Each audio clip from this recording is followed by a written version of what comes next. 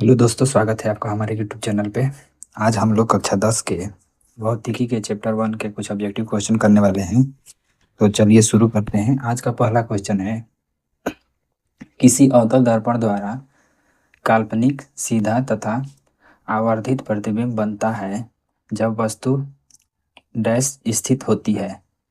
मतलब वस्तु कहाँ स्थित होती है तो अवतल दर्पण में काल्पनिक सीधा आवर्धित प्रतिबिंब बनता है। तो चलिए एक बार इसको अच्छे से समझ लेते हैं ताकि और भी क्वेश्चन जो होंगे इससे संबंधित वो सब हल हो सके। तो आइए इसको पहले समझते हैं। अवतल दर्पण में वस्तु कहाँ होती है तो प्रतिबिंब कहाँ कहाँ बनते हैं।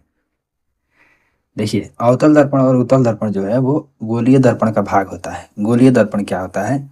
यदि दर्पण का परावर्तक सतह किसी गोले का एक भाग हो तो ऐसे दर्पण को गोलीय दर्पण कहते हैं। गोलीय दर्पण कितने प्रकार के होते हैं? दो प्रकार के। गोलीय दर्पण दो होते हैं, एक होता है अवतल और एक होता है उत्तल।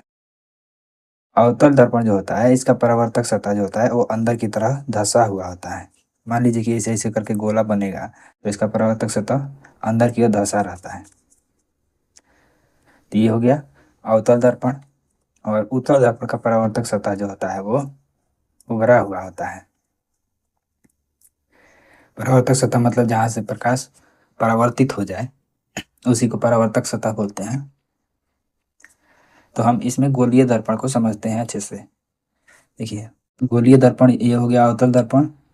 तो ये जो गोला है इसका कोई केंद्र होगा तो इस केंद्र को बोलते हैं वक्रता केंद्र।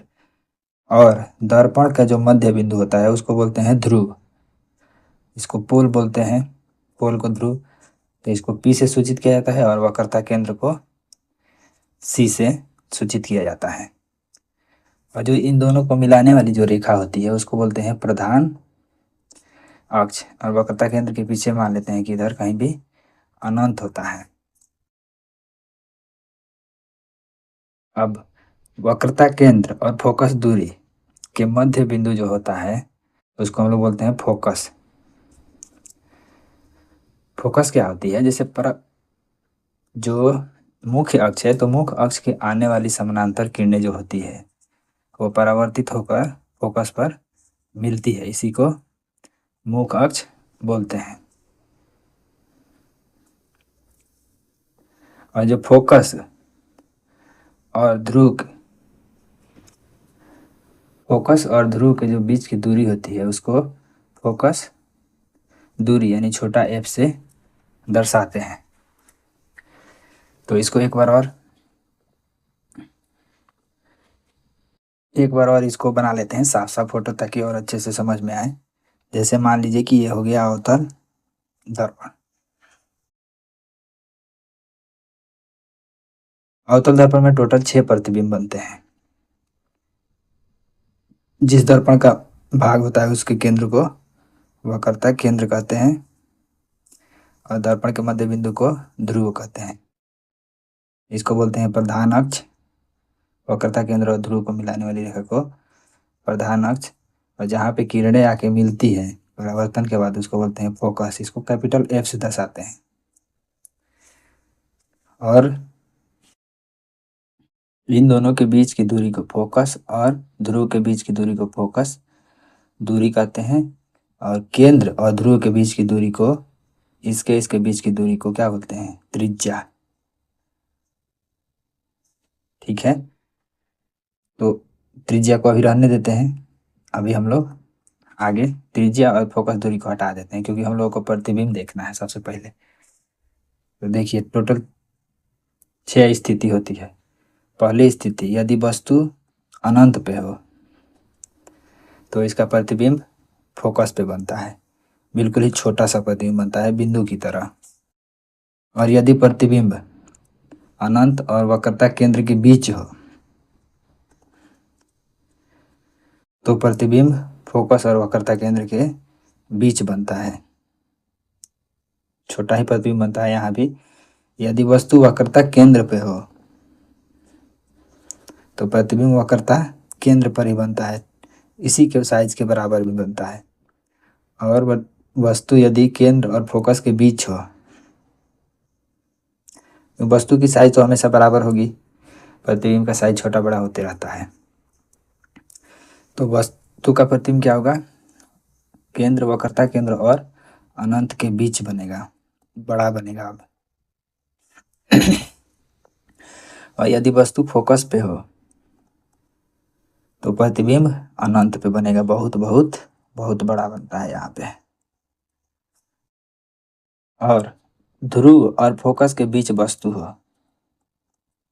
तो प्रतिबिंब दर्पण के पीछे बनने लगता है, और ये भी क्या होता है, प्रतिबिंब सीधा और बड़ा बनता है। इधर प्रतिबिंब जो बनते हैं ये सारे उल्टे बनते हैं, और इधर जो बनता है पीछे वो सीधा बनता है। तो स्थिति देखिए, ये हो गया एक, पहली स्थिति, दूसरी, तीसरी, चौथी, पांचवी और छठी। पहले का प्रतिबिंब कहाँ बना था, फोकस पे एकदम बिंदु की तरह छोटा सा। ये हो गया दूसरी की स्थिति यहाँ, तीसरा का यहाँ, चौथा का यहाँ और पांचवा का यहाँ, छठा का इधर। अब तो जगह है नहीं अनंत के पीछे, तो वस्तु का प्रतिबिंब जो बनता है वो दर्पण के पीछे बनता है। ये हो गया छठा। अब देखिए, पहला जो होता है एकदम छोटा सा होता है बिंदु की तरह, दूसरा होता है वो छोटा होता है, और तीसरा प्रतिबिंब जब केंद्र पे होती है तो बराबर, और यहाँ पे बड़ा, और ये बहुत बड़ा। इसमें क्या होता है, ये सारे प्रतिबिंब जो हैं ये दोनों बड़े होते हैं, ये बड़ा प्रतिबिंब होता है। ये जो है एक स्थिति जो है ये बराबर होता है, ये जो होता है छोटा होता है, और ये एकदम छोटा होता है बिंदु की तरह। जैसे बिंदु होता है, मान लीजिए छोटा बिंदु की तरह होता है ये, इसमें भी ये बड़ा होता है, ये बहुत बहुत बड़ा होता है। अब देखिए, ये सारे जो प्रतिबिंब इधर हैं ये सब क्या है, उल्टा है। ये प्रतिबिंब जो होते हैं वास्तविक और उल्टा, लेकिन ये जो बनता है इधर प्रतिबिंब, ये वास्तविक उल्टा बनते हैं, छोटा बराबर और बड़ा। लेकिन ये जो होता है वो होता है बड़ा, आभासी और सीधा। यही टोटल 6 स्थिति होती है। इसको बार बार रिवीजन कर लीजिएगा, बहुत क्वेश्चन आते हैं इस पे। एक आपके बुक में चार्ट भी दिया हुआ है मिलान करने वाला। तो अब आइए क्वेश्चन पे आते हैं। पहला क्वेश्चन है, यदि किसी वस्तु द्वारा काल्पनिक, किसी अवतल दर्पण द्वारा काल्पनिक सीधा तथा आवर्धित प्रतिबिंब बनता है जब वस्तु डैश में स्थित हो। तो एक ही स्थिति है, काल्पनिक को ही आभासी बोलते हैं, सीधा और आवर्धित मतलब बड़ा। तो एक ही स्थिति थी, देखा आपने, एक ही स्थिति है जब वस्तु का प्रतिबिंब आभासी, सीधा और बड़ा बन रहा है। कब, फोकस और ध्रुव के बीच में। फोकस और ध्रुव के बीच में आभासी, सीधा और बड़ा प्रतिबिंब बनता है। तो पहला दिया है फोकस और त्रिज्या, तो होगा नहीं, ध्रुव और फोकस के बीच में। यही आपका सही उत्तर हो जाएगा। अगला क्वेश्चन है, गोलीय दर्पण में फोकसांतर एवं वक्रता त्रिज्या के बीच संबंध होता है। देखिए, अभी हम लोगों ने पढ़ा था, इसमें जो फोकसांतर होता है, फोकस यानी जो होता है फोकस और ध्रुव के बीच की दूरी, ये जो होती है ये वक्रता केंद्र और ध्रुव के बीच की दूरी के आधी की होती है। यानी इस यहाँ से यहाँ तक ये आर हो गया, तो ये जो यहाँ से यहाँ तक होता है ये फोकस दूरी, इसको स्मॉल से दर्शाते हैं छोटा एफ से। तो यहाँ पे होता है एफ बराबर r/2, यानी कि जो त्रिज्या है उसकी आधी होती है फोकस दूरी सॉरी, फोकस दूरी होती है त्रिज्या की आधी।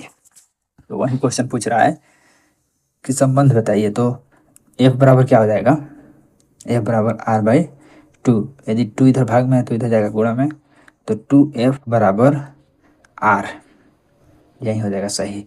तो r बराबर 2f, चाहे f बराबर 2r, वही बात है। अगला क्वेश्चन,